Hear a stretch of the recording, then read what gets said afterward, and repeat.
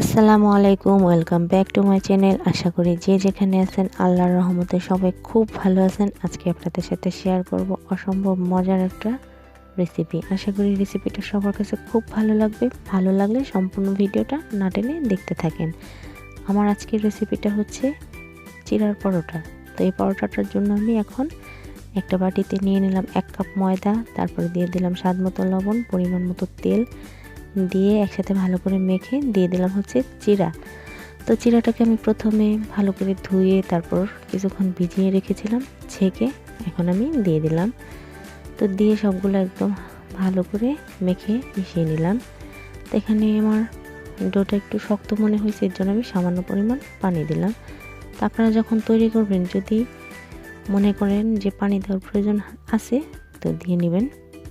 তো এখন আমি ডোটাকে ভালো করে মেখে নেব। মাখার সময় যদি হাতে একটু লেগে আসে তাহলে সামান্য পরিমাণ তেল দিয়ে দিবেন। তো ডোটা আমার মাখা হয়ে গেছে, এখন আমি রেখে দেবো কিছুক্ষণের জন্য। তো এই তো ফিরে আসলাম কিছুক্ষণ পর। এসে আমি এখন একটু মথে লেচি কেটে নিলাম। 1 কাপ ময়দা, 1 কাপ চিড়া, আমার 4টা পরোটা হয়েছে। তো পরোটাগুলো এখন আমি একটু ময়দা দিয়ে বেলে নিতেছি। তো চাইলে আপনারা এখানে তেল বা ঘি দিয়েও বেলে নিতে পারেন, আপনাদের যেটা সুবিধা মনে হয়। তা আমি পরোটাগুলো গোল করে তৈরি করছি, আপনারা চাইলে চারকোনা করে করতে পারেন। তো পরোটাগুলো আপনারা যদি একটু লক্ষ্য করেন তাহলে দেখতে পারবেন যে চিড়াগুলো একদম বোঝা যাচ্ছে, খুবই ভালো লাগতেছে দেখতে। তো এখন আমি পরোটাগুলো একটা তাওয়ায় দিয়ে ভেজে নেব। তো একটা পরোটা দিয়ে এক পাশ ভেজে তারপর উল্টে আরেকটা পাশ ভেজে নিতেছি। তা এখন দিয়ে দিব হচ্ছে তেল। তেল দিয়ে পরোটাটাকে খুব ভালো করে মচমচা করে একটু ভেজে নেব।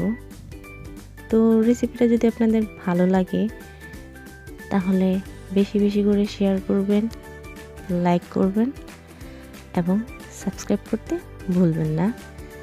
তো এক পাশ পরোটাটা ভাজা হয়ে গেছে, তারপর আরেক পাশ ভেজে তুলে নিলাম। তো এখন আরও একটা পরোটা সেমভাবে ভেজে নেব।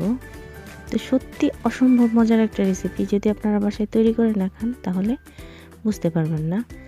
তো এখন তেল দিয়ে দিলাম, দিয়ে আবারও পরোটাটাকে উল্টে ভেজে নিলাম। তো আমার 2টা পরোটা তৈরি হয়ে গেছে। তা আশা করি আমার রেসিপিটা কিছুটা হলেও আপনাদের ভালো লাগছে। তো সবাই খুব ভালো থাকবেন, সুস্থ থাকবেন, সাবধানে থাকবেন। আসসালামু আলাইকুম।